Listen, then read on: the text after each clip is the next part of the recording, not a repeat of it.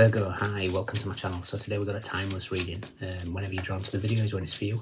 No particular subject, we'll take an issue, something you're aware of, something you're not aware of, recent past advice and potential outcome. At the end there'll be an opportunity for an extended where we'll dive in deeper. You can watch this for Virgo, Sun, Moon, Rising, Venus, Mars, Mercury, North Node, or if any of those planets are currently transiting your 6th house, this could be for you. Once again, thank you for the continued support. The easiest way is via the likes, shares, subscribes, comments.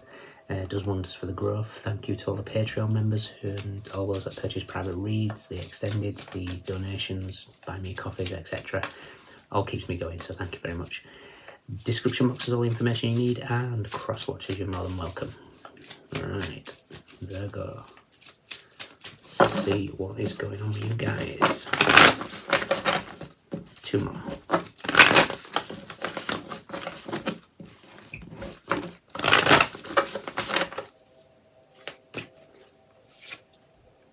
Ooh, we have the 3 of Cups. Beautiful. In this deck, it's marriage and commitment. Interesting. Let's see. Something we're aware of. Something we're not aware of. Recent past. Advice.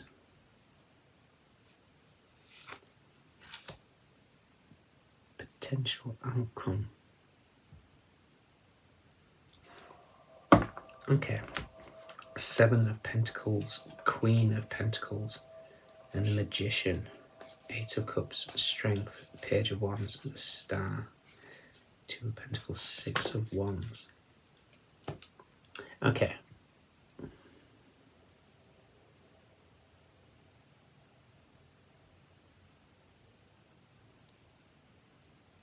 I kind of feel like this is a message, and this doesn't necessarily have to be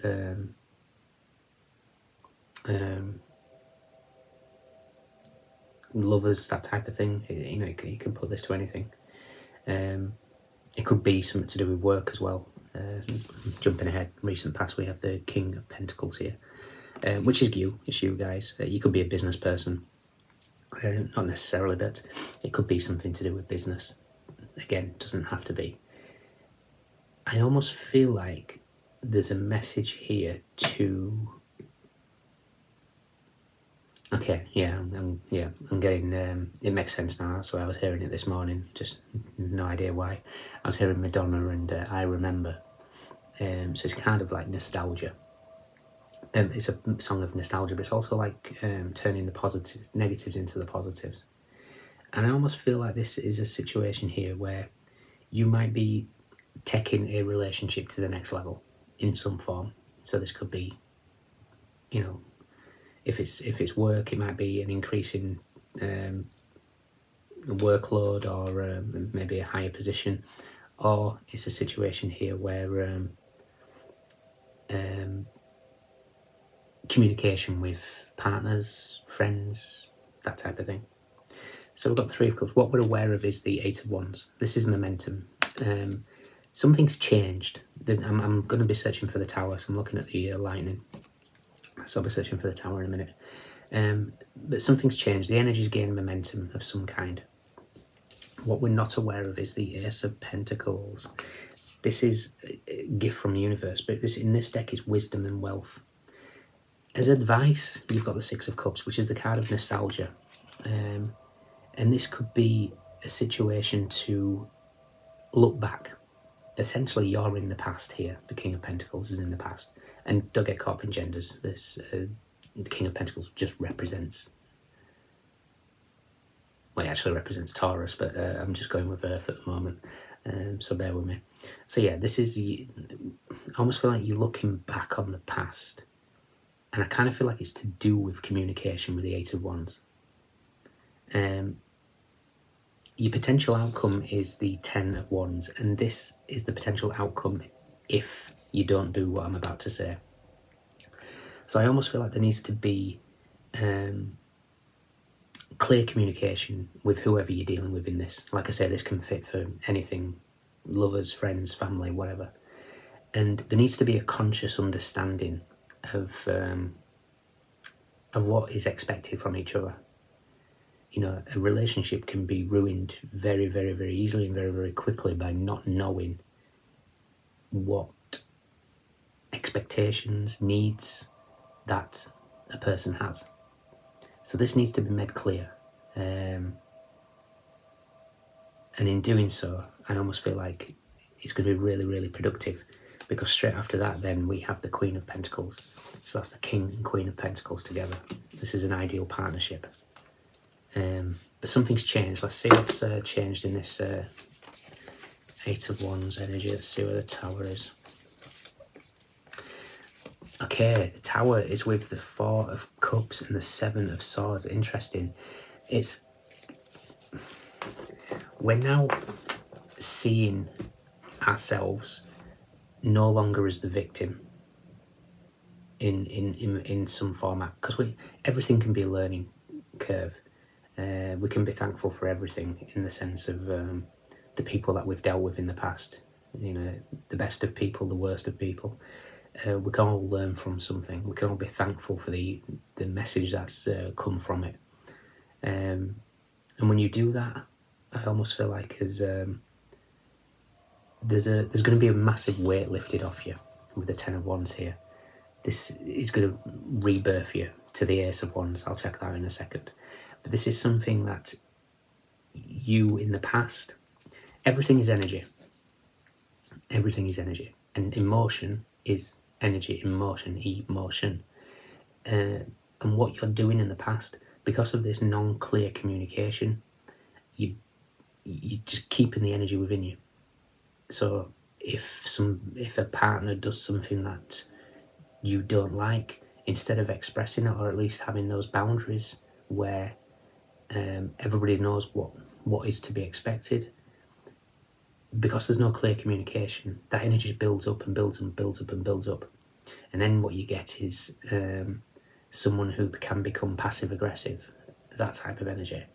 So this could be a person that you're dealing with, by the way. That doesn't have to necessarily be you, but I kind of feel like this reading is really wanting you to look back on your relationships. So we're looking back on the King of Pentacles.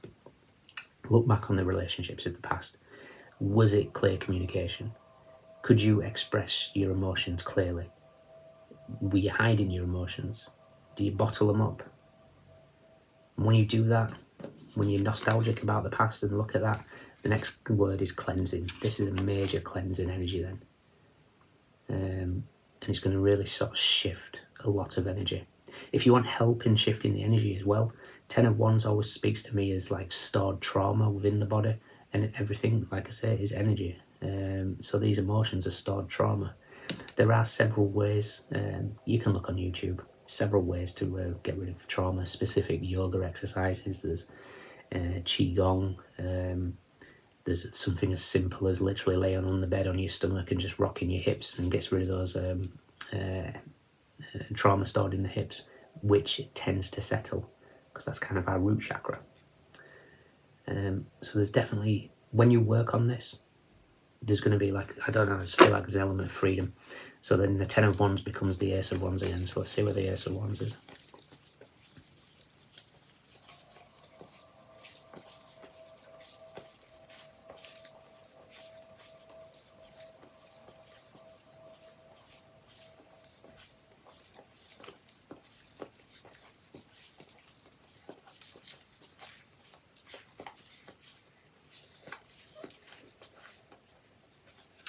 Perfect. You might be seeing 313 a lot. But we've got the Three of Pentacles and the Three of Wands. This is working together as a team and being creative. And then we've got the 3 plus the 1 is the Four of Wands, which is the wedding card, which is marriage, or a higher level of commitment. We'll leave it at that if you're not interested in marriage or anything. Let's see where the Four of Wands is. I did just see it a minute ago,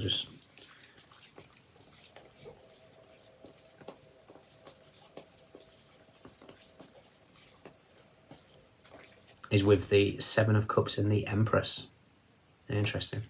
Again, we've got creation and visualization. Okay, that's interesting. With the abundance.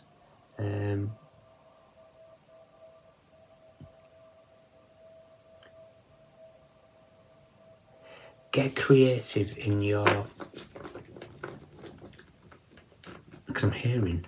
Actually, that's interesting, because the Ten of Wands can indicate a short journey, and the Eight of Wands is movement as well. But I was hearing Nora Jones, Come Away With Me. So if you're in a situation where you might not be wanting to, you might wanting to get away but not being able to sort of do it, visualization is key. Start being creative, start getting a vision board going, you know, places that you want to see, want to visit. Put it out to the universe, you know. The energy is potent at the moment, the momentum is gaining strength. Okay, guys? So yeah, this is kind of a message to look back on you, how you behave in sort of like boundaries and communications. When things are not going well, it's all right, you know, being able to communicate at the best of times when things are going smooth. What happens when there's issues? Because the last thing you want is to be burdened and carrying energy and emotions that need to be released. And when you do that, you'll start seeing, like I say, a higher level of commitment, just happier relationships, essentially. Okay. In your extended, we'll look at this deeper. We'll do a past, present, future of it. Positives coming in, negatives to watch out for, as well as your next steps. For some of you, there's definitely marriage on the cards, though, so congratulations if that's the case.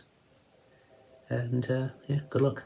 So who have we got? We have Mars in Cancer, we have Mercury in Sag, Sun in Scorpio, Saturn in Sag, Saturn in Taurus, Gemini, Aquarius, Saturn in Pisces, Lord of Saturn energy, Leo. And again, this could be a situation where your Saturn might be transiting your possibly your 6th house with daily duties here, but with relationships it could be transiting your 7th house, it could be 5th house if it's to do with creativity and romance sort of things. So things are changing. Saturn's teaching some lessons here, so just embrace. Thank Saturn for the lessons. It goes easier the next time. All right, look after yourselves. I'll see you soon. Bye.